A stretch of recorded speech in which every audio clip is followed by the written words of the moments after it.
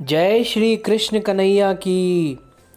ढोल, मृदंग, झांझ, मंजीरा, ढप, नगाड़ा, पखावज और एक तारा में सबसे प्रिय बांस निर्मित बांसुरी भगवान श्री कृष्ण को अति प्रिय है। इसे बंसी, वेणु, वंशिका और मुरली भी कहते हैं। बांसुरी से निकलने वाला स्वर मन मस्तिष्क को शांति प्रदान करता है। जिस घर में बांसुरी रखी होती है वहाँ के लोगों में परस्पर तो बना रहता है, साथ ही सुख समृद्धि भी बनी रहती है। श्रीमद् भगवत पुराण में श्री कृष्ण की बांसुरी से जुड़ी कई कथाएं मिलती है। धनवा नाम का एक बंसी बेचने वाला श्री कृष्ण को बांसुरी देता है तो वे उस पर पहली बार मधुर धुन छोड़ते हैं, जिससे वह बंसी बेचने वाला मंत्रमुग्ध हो जाता है। उसी समय से श्री कृष्ण बांसुरी बजने वाले बन जाते हैं। उनकी बांसुरी की धुन पर गोपिकाएं और पूरा गोकुल बेसुध हो जाता था। श्री कृष्ण ने पहली ही बार ऐसी बांसुरी बजाई कि सभी को ऐसा लगा जैसे यह बजाना कई जन्मों से सीख रखा है।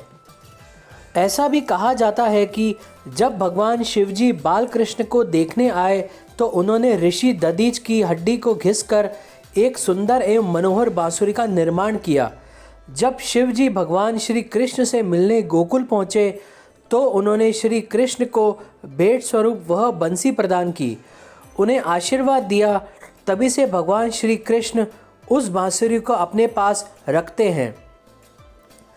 श्री कृष्ण जब राधा और गोपियों को छोड़कर जा रहे थे तब उस रात महारास हुआ और उसमें उन्होंने ऐसी बांसुरी बजाई थी कि सभी गोपियाँ बेसुध हो गई थी।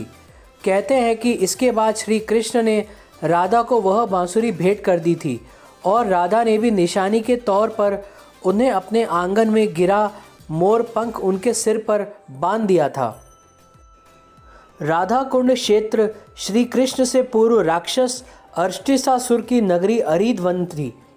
अरिष्टासुर से ब्रजवासी खासे तंग आ चुके थे, इस कारण श्री कृष्ण ने उसका वध कर दिया था।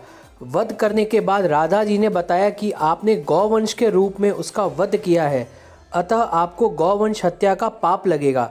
यह सुनकर श्री कृष्ण ने अपनी बांसुरी से एक कुंड खोदा और उसमें स्नान किया। इस पर राधा जी ने भी बगल में अपने कंगन से एक दूसरा कुंड खोदा और उसमें स्नान किया। श्री कृष्ण के खोदे गए कुंड को श्याम कुंड और राधा जी के कुंड को राधा कुंड कहते हैं। एक बार गोपियों ने श्री कृष्ण की बांसुरी से पूछा कि आखिर पिछले जन्म में तुमने ऐसा कौन सा पुण्य कार्य किया था जो तुम हमारे मुरली मनोहर के गुलाब की पंखुड़ी जैसे होठों पर स्पर्श करती रहती हो। ये सुनकर बांसुरी ने मुस्कुराकर कहा, मैंने उनके समीप आने के लिए जन्मों तक इंतज़ार किया है। त्रेता युग में जब भगवान राम वनवास काट रहे थे तो उस वक्त मेरी भेंट उनसे हुई थी। उनके आसपास बहुत से मनमोहक पुष्प और फल थे। उन पौधों की तुलना में मुझसे कोई विशेष गुण नहीं था, परंतु भगवान ने मुझे दूसरे पौधों की तरह ही महत्व दिया। उनके कोमल चरणों का स्पर्श पाकर मुझे प्रेम का अनुभव होता था। उन्होंने मेरी कठोरता की भी कोई परवाह नहीं की। जीवन में पहली बार मुझे किसी ने इतने प्रेम से स्वीकार किया था। यही कारण है कि मैंने आजीवन उनके साथ रहने की कामना की, परंतु उस काल में वो अपनी मर्यादा से बंधे हुए थे, इसलिए उन्होंने मुझे द्वापर युग में अपने साथ रखने का वचन दिया। इस प्रकार श्री राम ने अपना वचन निभाते हुए श्री कृष्ण रूप में मुझे अपने निकट रखा। बांसुरी के संबंध में एक धार्मिक मान्यता है कि जब बांसुरी का हाथ में लेकर हिलाया जाता है तो बुरी आत्माएं दूर हो जाती है और जब इसे बजाया जाता है तो घरों में शुभ चुंबकीय प्रवाह का प्रवेश होता है। आखिरी समय में भगवान श्री कृष्ण उनके सामने आ गए। भगवान श्री कृष्ण ने राधा से कहा कि वे उनसे कुछ मांग ले, लेकिन राधा ने मना कर दिया। कृष्ण के दोबारा अनुरोध करने पर राधा ने कहा कि वे आखिरी बार उन्हें बांसुरी बजाते देखना और सुनना चाहती हैं। श्री कृष्ण ने बांसुरी ली और बेहद सुरीली धुन में बजाने लगे। श्री कृष्ण ने दिन रात बांसुरी बजाई। बांसुरी की धुन सुनते सुनते एक दिन राधा ने अपने शरीर का त्याग कर दिया।